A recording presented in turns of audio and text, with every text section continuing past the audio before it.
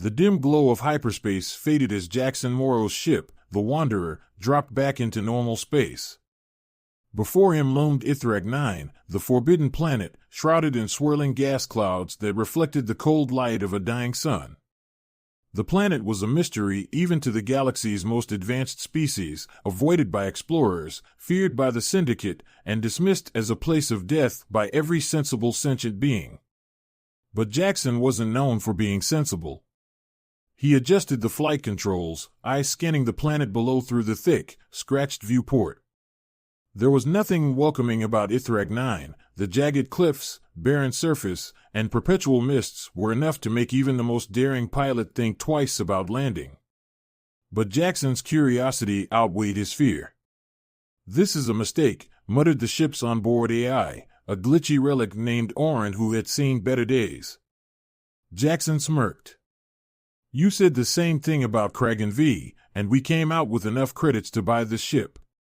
Orin sputtered in protest. "We also nearly got eaten by an indigenous worm the size of a battleship. You just happen to have the dumb luck to survive these idiotic ventures." "Luck or skill, depends on how you look at it," Jackson replied, setting the ship on autopilot as it began its descent through the dense atmosphere.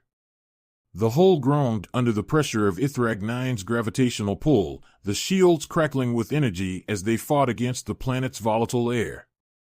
Jackson leaned back in his seat, eyes narrowing. The coordinates from the encoded transmission led him here, to a planet supposedly sealed away for good reason. The message had been buried deep in the core of a drifting asteroid, a relic from another time. It had taken him weeks to decipher, but once he had, the implications were clear. The beast of the Ravenous Queens still existed, somewhere on this forsaken world. He pulled up the decoded message on his screen. Most of it was gibberish, ancient script from a long-dead empire, but one line stood out in clear galactic standard: "The beast sleeps beneath the throne of the Ravenous Queens." Legends of the Queens had circulated in the galaxy for centuries. They were said to have ruled over entire star systems with brutal efficiency, their empire built not on diplomacy or trade, but on terror. It was rumored that their ultimate weapon was not an armada of warships or a planetary destroyer, but a living entity, a creature of immense power that could obliterate entire civilizations. But like all legends, it had faded into myth.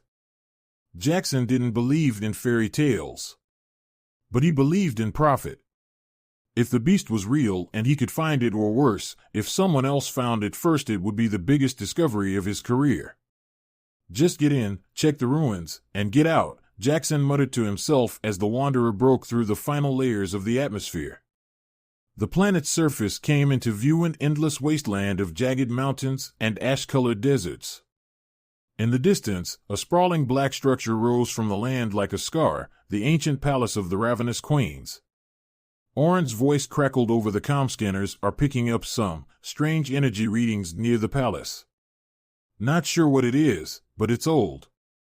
Real old." "Good," Jackson said, eyes fixed on the ruins. "That's where we're going." As the Wanderer touched down on the barren surface, Jackson felt a chill run down his spine. He didn't believe in ghosts, but something about this place was off. The air was thick, oppressive, like the planet itself was waiting, watching. Even the silence seemed unnatural, broken only by the faint hum of his ship's systems winding down. "Atmosphere's breathable," Orin informed him. "But I wouldn't recommend taking any deep breaths unless you enjoy inhaling microscopic dust particles." Duly noted.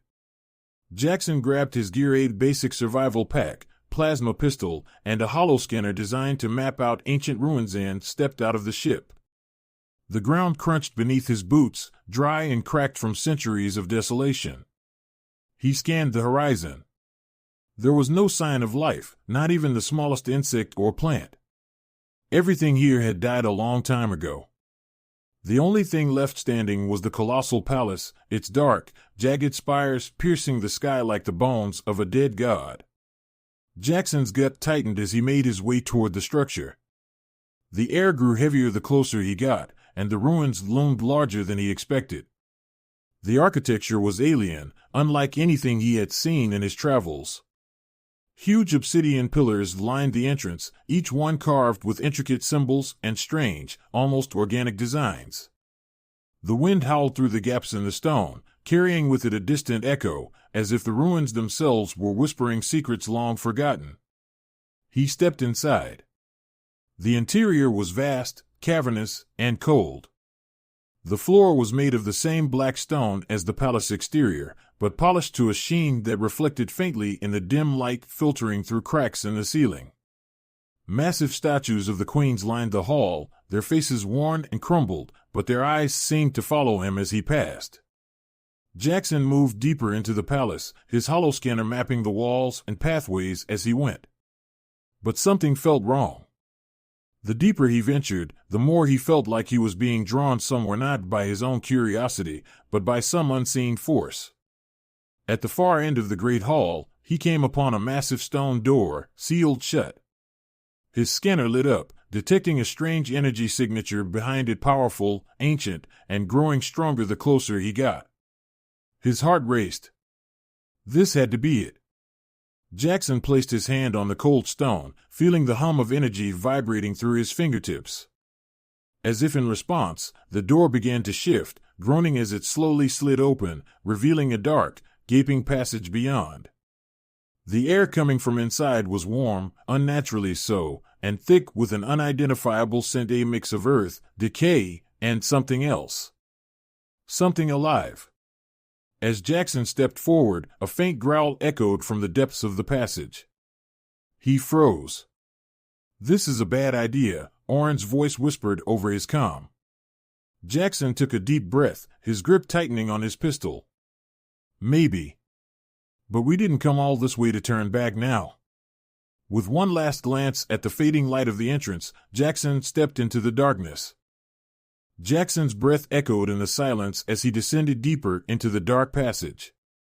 The faint light from his wrist lamp cast flickering shadows on the stone walls, illuminating strange carvings that seemed to twist and writhe with every step he took. The air grew warmer and thicker, the scent more potent. It wasn't just the smell of decay, there was something else, something primal and wild, as if the very earth was alive beneath his feet. His pulse quickened, not just from fear but from anticipation. If the legends were true, if the beast of the Ravenous Queens was really down here, he was on the verge of uncovering something that could change the galaxy forever. He could almost hear the credit chips falling into his account, the fame and power that would follow once he returned with proof.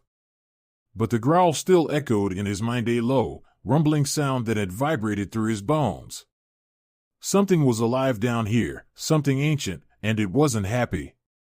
As Jackson descended the winding staircase, the carvings on the walls became more elaborate, depicting scenes of the queens in their prime, tall, regal figures with eyes like black suns, ruling over a galaxy of subjugated worlds.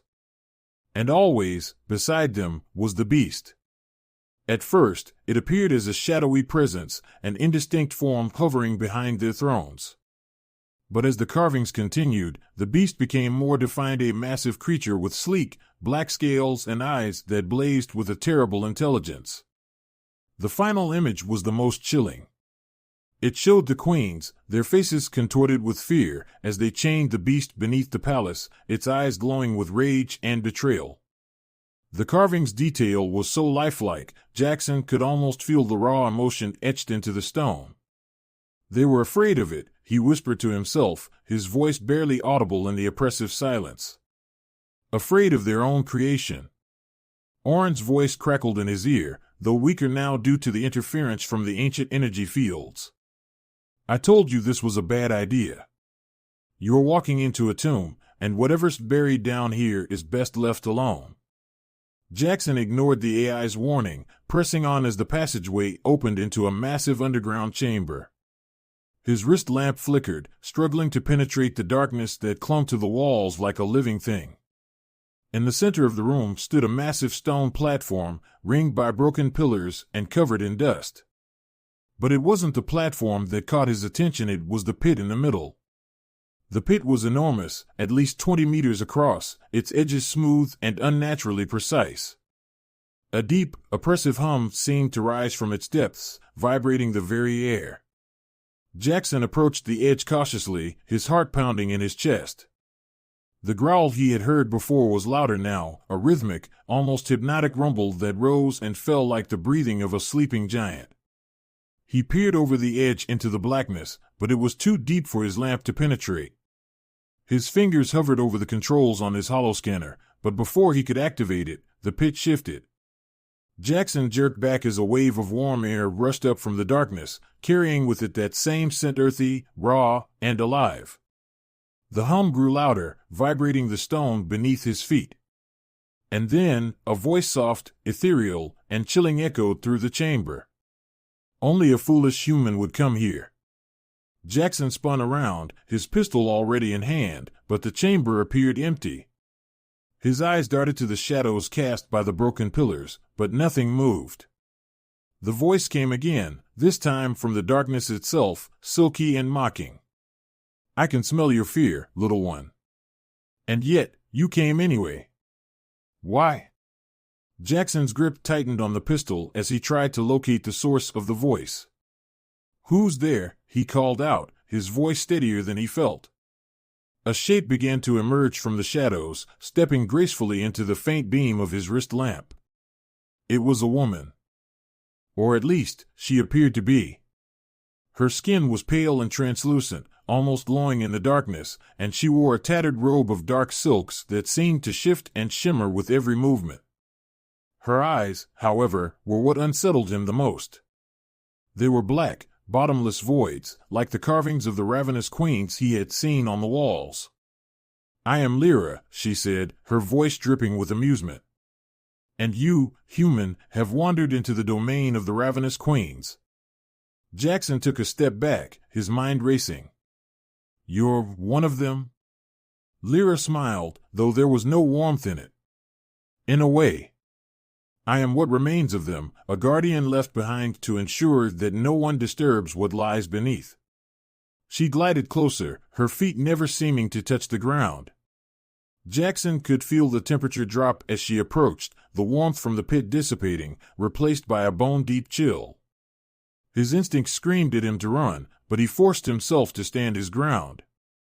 I'm not here to disturb anything, he said cautiously. I'm just looking for information. Lyra's laugh was like the crack of ice splitting. Information? Oh, I doubt that, little human. You came for the beast, didn't you? The last great secret of the queens, the weapon they wielded to conquer the stars. Jackson swallowed hard. The beast, it's real? Her smile widened, revealing sharp teeth. Oh yes. It is very real. But it is not what you think it is. She gestured to the pit, her eyes gleaming. The queens did not create the beast. They found it, deep in the void, a creature older than time itself. They bent it to their will, used its power to rule and destroy, but they could never truly control it. In the end, it turned on them, and they had no choice but to imprison it here. Jackson's pulse raced. Why didn't they kill it? Kill it? Lyra tilted her head, her eyes narrowing. Foolish human. You cannot kill what was never truly alive. The beast is more than flesh and bone. It is a force of nature, a manifestation of chaos and creation. The queens feared it, but they also desired it. Its power was their greatest triumph and their greatest mistake. Jackson's eyes flicked back to the pit. The rumbling had grown louder, and the air felt thicker, more charged. He could feel it now, the presence of something massive, something ancient stirring beneath the surface. What do you want from me? Jackson asked, his voice tight with suspicion. Lyra stepped closer, her gaze locked onto his. I want nothing from you, human. But the beast, it senses you. It feels your heart, your mind, your soul. It has been trapped in darkness for centuries, starved of connection, of life. It hungers for freedom. Her eyes gleamed as she leaned in, her voice a whisper. And you, foolish human, may be the one to set it free. Jackson's blood turned to ice. His every instinct told him to run, to leave this place and never look back. But something deeper held him in place, a strange pull, a sense of inevitability. The beast was calling to him, and he could feel it now, a deep, thrumming presence in the pit below, waiting, watching. He stood at the edge, staring into the abyss. The decision weighed heavy on him. To leave now would mean abandoning the greatest discovery of his life. But to free the beast, what would that mean for the galaxy? For him? The ground trembled beneath his feet, and the pit seemed to pulse with energy, as if responding to his thoughts. The growl returned, louder now, a deep, guttural sound that shook the very stones around him. Lyra's voice cut through the chaos. It is your choice, human. Free the beast, and face the consequences, or leave, and let it rot in the darkness forever. Jackson clenched his fists, his heart pounding in his chest. He had come too far to turn back now. He had to know the truth.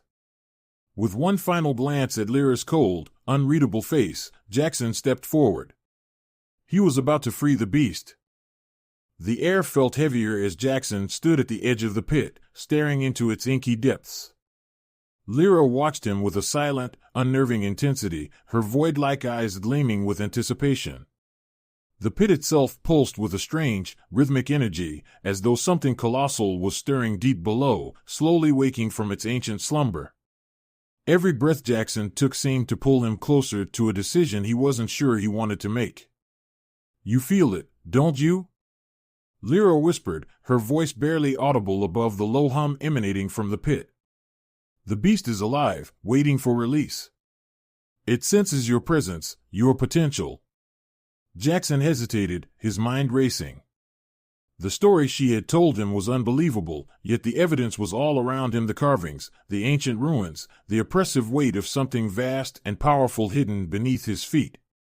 But he wasn't a fool. He knew there was more to this than Lyra was letting on. What's the real story, Lyra? He asked, taking a step back from the pit. You say the queens imprisoned the beast because they couldn't control it. But why not destroy it? Why leave something so dangerous alive? Lyra's lips curled into a slow, cold smile. Because they needed it. The beast was more than a weapon, it was the very foundation of their power. Without it, they were nothing. The queens ruled not through diplomacy or strength of arms, but through fear of what the beast could do. Entire star systems bowed to them because they knew what would happen if they defied the queen's will. Jackson frowned, his suspicions deepening. And what happened? Why did the queens fall? Lyra's smile faded, her expression hardening. Because they grew arrogant. They believed they could wield the beast without consequence, that they could bend it to their will forever. But the beast was not some mindless tool. It is a being of immense intelligence, older than the stars themselves. It tolerated the queen's rule for centuries, but eventually it turned on them.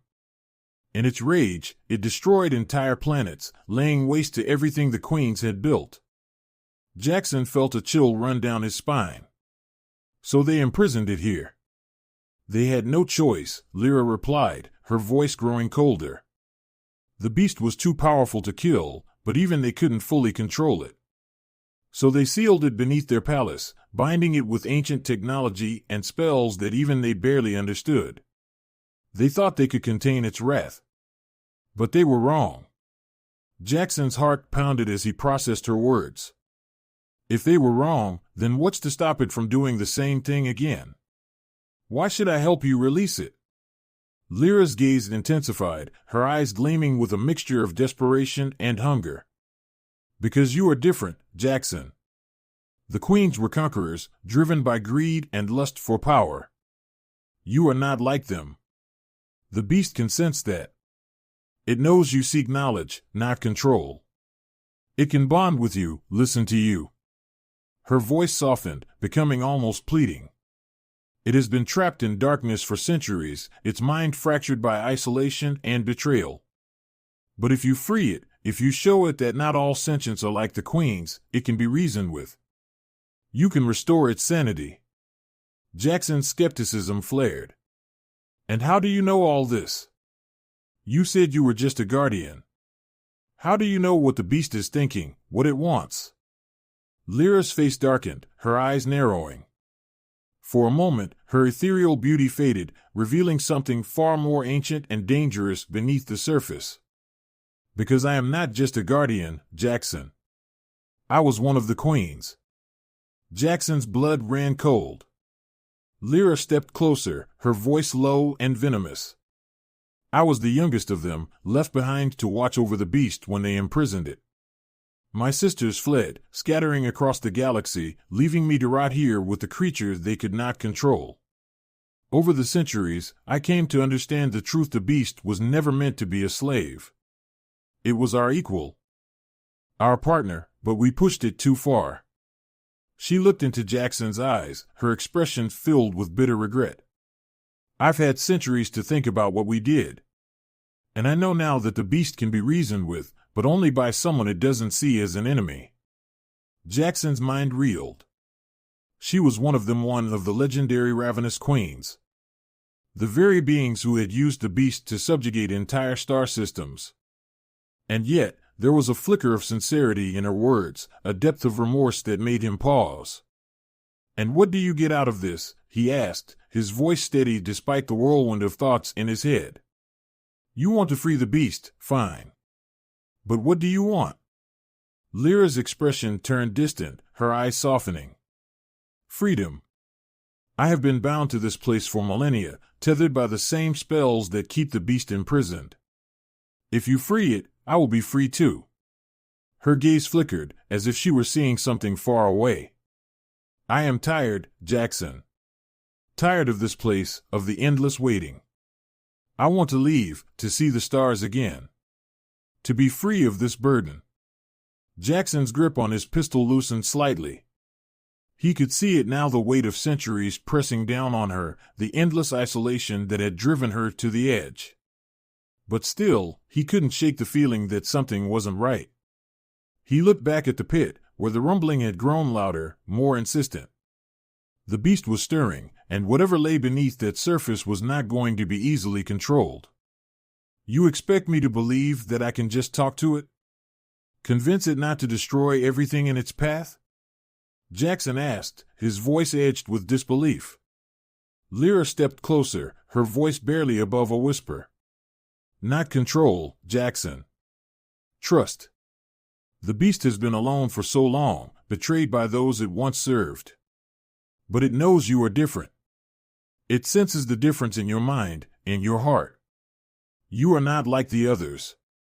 She reached out, her hand hovering just inches from his chest. "You are human. And that is why it will listen to you." Jackson stared at her, feeling the weight of her words sink in. There was truth there, however twisted or self-serving it might be, there was truth. But the risk was monumental. If he failed, the beast would escape, and the galaxy would burn. He glanced at the pit again. The air around it shimmered with heat, the rumbling now a steady, pulsating beat that seemed to resonate with his own heartbeat. His mind raced through the possibilities, the consequences of his actions. Freeing the beast could mean unimaginable destruction, or it could mean a new beginning, a chance to change the galaxy's course. Jackson felt his hands shaking as the gravity of the choice pressed down on him.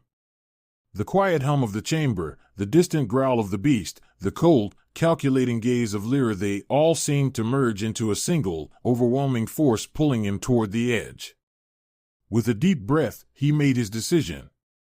"I'll free it," Jackson said, his voice steady, though his heart pounded in his chest. Lyra's eyes gleamed with triumph. She stepped aside, gesturing toward the ancient control panel embedded in the stone floor. "You know what to do." Jackson approached the controls, his fingers brushing against the cold surface. Ancient symbols flared to life under his touch, lighting up with a pale blue glow. The machinery creaked and groaned, responding to the command codes that had been dormant for millennia. The ground trembled, and the pit began to pulse with energy, brighter and more intense with each passing second. Jackson could feel the power of the beast below, rising, awakening, stretching after centuries of imprisonment. But as he activated the final sequence, something unexpected happened. A voice not Lyra's, not the beast's, echoed in his mind. It was ancient, deep, and filled with both rage and sorrow. Free me, or die with the stars. The last seal shattered, and the beast began to rise. The ground beneath Jackson's feet shuddered violently as the final seal broke. A deafening roar, more like the howl of a planet tearing itself apart, erupted from the depths of the pit. The ancient machinery groaned in protest, its lights flickering erratically as the power within the chamber surged. The oppressive energy that had been building for centuries now erupted in full force, swirling around Jackson like a storm. He staggered back, shielding his eyes from the blinding light pouring out of the pit. The darkness within had transformed into a seething mass of energy, raw and alive, pulsating with a chaotic rhythm that echoed in his bones. The beast was waking, and its presence filled the chamber with an overwhelming sense of dread. Lyra stood to the side, her pale face illuminated by the flickering glow. Her expression was one of awe and terror, a mixture of emotions that even her ancient composure couldn't fully mask. "It's time, Jackson," she said softly, her voice barely audible over the roar of the awakening beast. "You must make it understand." Jackson's mind raced, struggling to process what was happening. The sheer power of the beast was beyond anything he had ever imagined. It wasn't just a creature, it was a force of nature, a living embodiment of chaos and creation. And now, it was free. From the pit, a massive, shifting form began to emerge. At first, it was just shadows and light, an undefined mass of energy and darkness. But as it rose higher, the shape became more solid, more real. A colossal head, covered in sleek, black scales, appeared first, its eyes glowing like twin suns in the darkness. The rest of its body followed, a serpentine mass of muscle and scales that stretched far beyond what Jackson could see. The beast was enormous, larger than any starship Jackson had ever encountered, its presence filling the entire chamber. Its eyes, glowing with a fierce, unnatural light, locked onto Jackson. For a moment, time seemed to freeze. He could feel the creature's gaze piercing into him, not just seeing him, but knowing him, reading his thoughts, his fears, his hopes. "You are the one who freed me," a voice boomed in Jackson's mind, deep and resonant, carrying the weight of eons. "Why?" Jackson swallowed hard, his heart pounding in his chest. He could barely think under the weight of the beast's presence, but he forced himself to speak, knowing that this was the moment everything hinged on. You were imprisoned. Betrayed by the queens. They used you." The beast's eyes flared brighter, and a low growl rumbled through the chamber, shaking the very walls. "I remember. Their greed. Their lies. They chained me, bound me to their will." Its voice trembled with fury, the air around it vibrating with raw power. "And you are different?" Jackson took a shaky breath. "I'm not here to control you. I didn't come to use your power. I came to understand. To help, if I can." He didn't know if the beast would believe him or if it even cared. But he had to try. "You don't have to be alone anymore. You don't have to destroy everything." For a moment, there was only silence. The beast's glowing eyes bored into him, and Jackson could feel it probing his mind, searching his thoughts, his memories. The weight of its consciousness was immense, like a star pressing down on his very soul. And then, to his surprise, the beast's gaze softened just slightly. "You speak the truth, human," it rumbled, its voice losing some of its edge. "You do not seek to bind me, as they did. You offer freedom." Relief washed over Jackson, but only for a moment. He knew that the beast's rage was still there, simmering just beneath the surface. "Yes," he said carefully. "But if you destroy everything, if you let that anger control you, what kind of freedom is that?" The beast's eyes narrowed, and for a moment, Jackson thought it might lash out. But then, something changed. The beast drew back slightly, its massive form shifting, its gaze turning inward. It seemed to be considering his words, wrestling with something deep inside. Lyra stepped forward, her voice low and urgent. You must bond with it, Jackson. Reach out to it. Show it that there is another way. Jackson's heart raced. He had no idea how to bond with a creature like this, but he didn't have a choice. He took a deep breath and focused, reaching out with his mind, trying to connect with the beast on a deeper level. He thought about everything he had learned, about the loneliness and betrayal the beast had endured for centuries. He thought about his own life, the mistakes he had made, the people he had lost. In that moment, he felt a strange kinship with the creature. Both of them had been cast aside, used by forces beyond their control. The beast's eyes flickered, as if it could sense Jackson's thoughts. Slowly, almost imperceptibly, the air in the chamber began to calm. The swirling energy around the beast dimmed, and the oppressive weight lifted slightly. You understand, the beast murmured, its voice softer now, more thoughtful. I have been alone for so long. Betrayed by those I trusted. But you are different. Jackson felt a wave of hope. I won't betray you, he said quietly. I'm not like them. The beast was silent for a long moment, its massive form looming over him. Then, with a slow, deliberate motion, it lowered its head until its enormous eyes were level with Jackson. The sheer size of the creature was overwhelming, but Jackson stood his ground, meeting its gaze. Very well, the beast said at last, its voice resonating through Jackson's mind. I will not destroy this galaxy. But know this, human, I am not your servant. I am free now, and I will go where I will. Jackson nodded, relief flooding through him. I wouldn't ask anything else.